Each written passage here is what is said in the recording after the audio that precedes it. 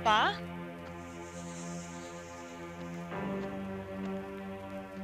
Papa?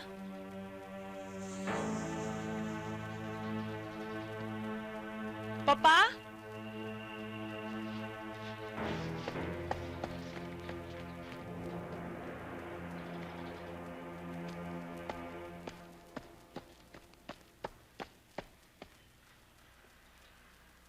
Papa?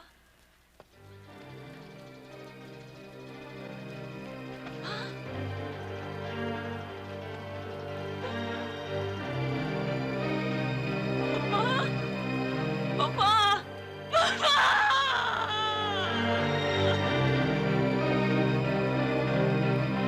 Papa!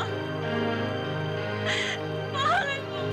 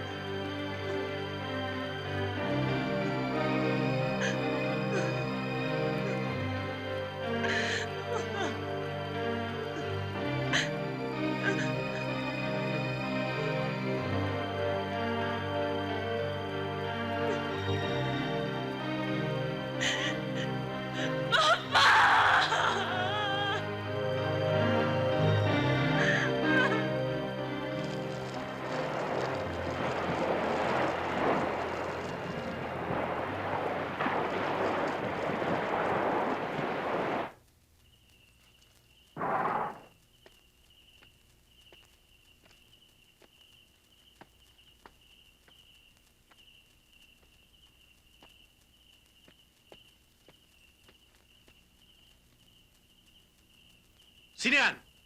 Ako. Pinasusundo ko na ng mga kasamaan mo. Si Ching. Si Remo. At si Padua. Ano? Matagal ka na nilang hinihintay. Ikaw na lang ang kulang. Pwede na kayo magpusoy sa impyerno. Di tayong dalawa na lang maglaban.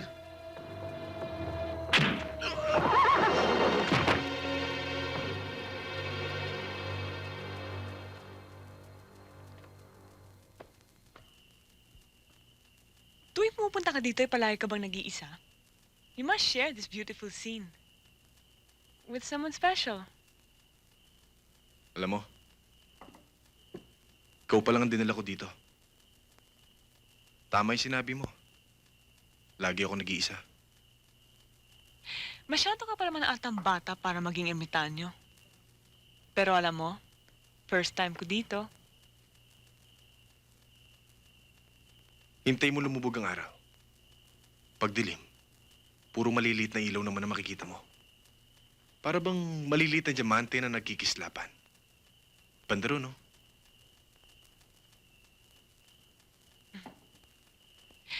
Alam mo, the more I get to talk to you, mas lalo ka nagiging misteryoso.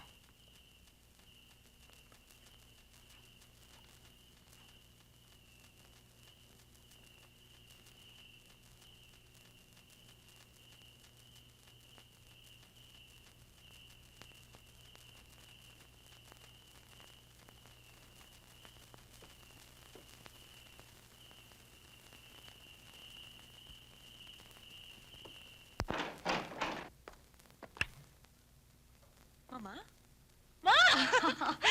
Naku, sinapesa naman ninyo ako. Kamusta na kayo? Anong oras kayo I dumating? got in at the 8:30 flight. How was your trip? Fine, just fine.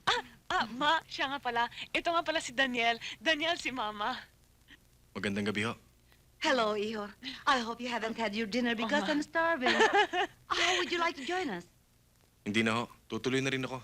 Natid ko lang si Dolores. Thank you, Iho. Oh, it's nice meeting you. Thank you for a very enjoyable evening, Daniel. Sige. Siya nga pala. Itong ano mo. Oo nga pala. Salamat, ha? Sige ho. Bye.